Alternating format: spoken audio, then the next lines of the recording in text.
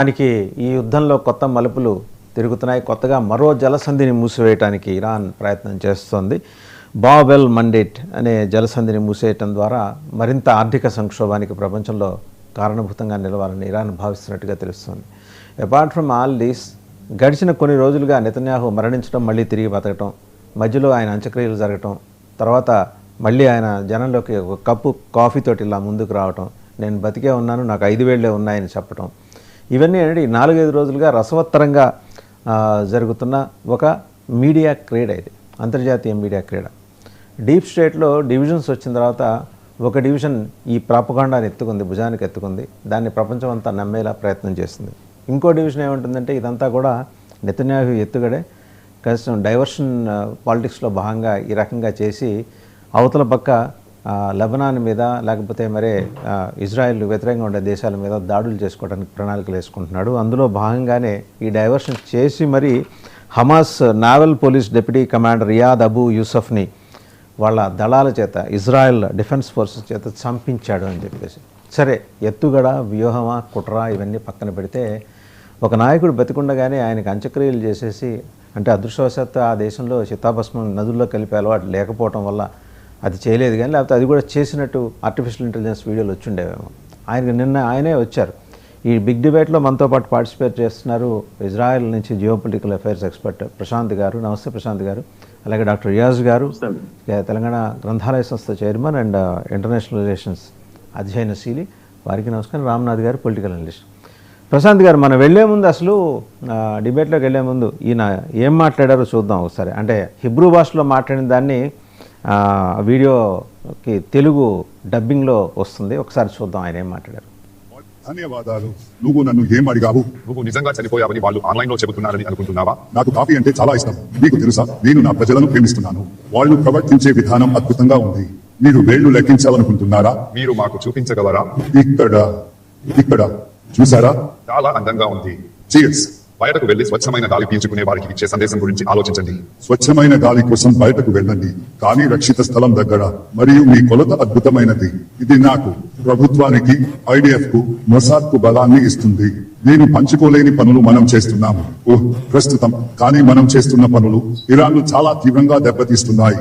ఈ రోజున కూడా లెబనాన్ లో కూడా కొనసాగుతుంది. నువ్వు చెప్పు. ధన్యవాదాలు. నువ్వు నన్ను ఏం అడిగావు? సరే, మా ప్రశాంత్ గారు, ఆయన ఎవరో ఎక్కడో కాఫీ తాగుతున్నప్పుడు అడిగితే దానికి ఆయన ఇచ్చిన సమాధానం, ఆయనకి 5 వేలు, కుడి చేతికి 5 వేళ్ళే ఉన్నాయి, 6 వేళ్ళు కాదని.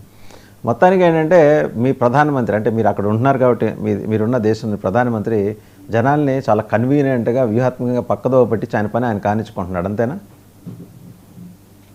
ముందుగా ప్యానెల్లో ఉన్నటువంటి పెద్దలందరికీ మీకు కూడా నమస్కారాలండి. చాలా మంచి శుభమైనటువంటి వీడియోతో మీరు స్టార్ట్ చేశారు. ఎందుకంటే చాలా మంది టీవీలో ఇప్పుడే నెతన్యాహు గారికి 4-5 సార్లు చంపేశారు, మరి 4-5 రోజులు వరుసనే చంపేశారు. So it's best that this video is real.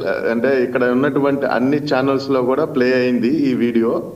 ఆయన ఏం చెప్పాలనుకుంటున్నారంటే, అందరికి, మీరు అక్కడ ఉన్న ఒక వ్యక్తి ఆయన కాఫీ తీసుకుంటుంటే ఒక ఆయన అడిగాడు అనమాట, నువ్వు ఇంటర్నెట్ లో చనిపోయావని అంటున్నారు అందరూ, ఏంటి పరిస్థితి అంటే, నువ్వు చూసుకొని నాది 5 ఏళ్ళు, యేసుక్రీస్తు ప్రభు వారు అప్పుడు గనక తిరిగి లేచినప్పుడు బైబుల్లో ఒక ఇది ఉంటది అనమాట.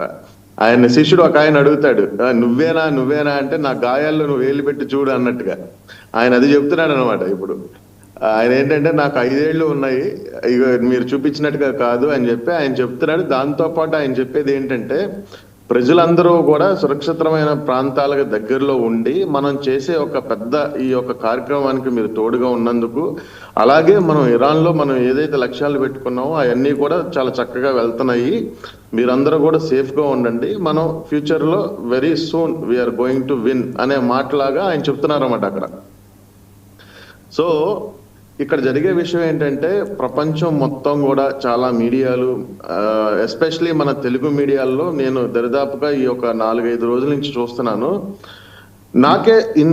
నాకే చాలా మంది స్నేహితులు నాకే ఫోన్ చేసి అడుగుతున్నారు అనమాట, ప్రధాని చనిపోయారంట నెతన్యాహు గారు అని బాధగా, చాలా సాడ్ గా, అంటే అక్కడ ఎక్కడో నిజంగానే చనిపోయాడన్నంత ఇదిగా నన్ను అడగడం మొదలుపెట్టారు. నేను చెప్పాను, ఒక సామాన్యుడైనటువంటి నేనే ఇక్కడ సూపర్ మార్కెట్కి వెళ్ళి మరి కూరగాయలు కొనుక్కొని మళ్ళీ మామూలుగా నా పని నేను చేసుకుంటా నేను ఇంటికి వస్తున్నా.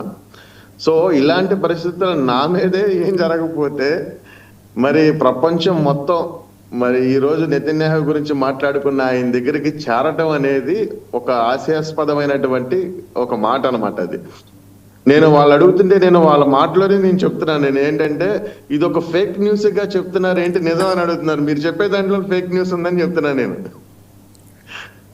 So it's best thing. Anyhow అంటే అంత అంబిగ్యూటీలో జనాలు ఉంచడం కూడా ఇజ్రాయెల్ అడ్మినిస్ట్రేషన్కి తగదు కదా. ఇప్పుడు అంత అంబిగ్యూటీ నడుస్తున్నప్పుడు they have to come up and give clarity. సరే నిన్నటికి ఇచ్చారనుకోండి అని మీరు అనుకుంటున్నారు క్లారిటీ ఇవ్వట్లేదని. ఆయన ప్రతి ప్లేస్ కి వెళ్తున్నాడు రోజు ఇక్కడ. బట్ మీడియా అటెన్షన్ ఎందుకు ఇవ్వలేదో తెలియదు కానీ ఇక్కడ బెషమేష్ లో జరిగితే ఒక 5-6 days బ్యాక్ అక్కడికి ఆయన డైరెక్ట్ గా ఆన్ గోయింగ్ గ్రౌండ్ కి వెళ్ళి అక్కడ అందరినీ పరిశీలించి వాళ్ళందరూ 9 మంది చనిపోయిన పిల్లలు వాళ్ళందరూ చనిపోయిన దగ్గర మేము ఉన్నామని చెప్పాడు ఆయన. అలాగే ఐఫా దగ్గరికి వెళ్ళారు. చాలా చాలా ప్లేసులకు వెళ్తున్నారు ఆయన. అదే చెప్పింది ఇన్ఫాక్ట్ పిఎంఓ చెప్పింది అదే అక్కడ చెప్పింది, ప్రైమ్ మినిస్టర్ ఆఫీస్ చెప్పింది కూడా అదే. ఆయన పనుల్లో ఆయన ఉన్నాడు. వాళ్ళ అబ్బాయి కనిపించట్లేదట, యాయిర్ నెతన్యాహు కనిపించట్లేదని ఇంకో వార్త, వారం రోజుల నుంచి కనిపించట్లేదని. అది ఇదొక మళ్ళీ ఇంకొక మళ్ళీ సబ్జెక్ట్ కావాలి కదా మనకి మసాలా కావాలి కాబట్టి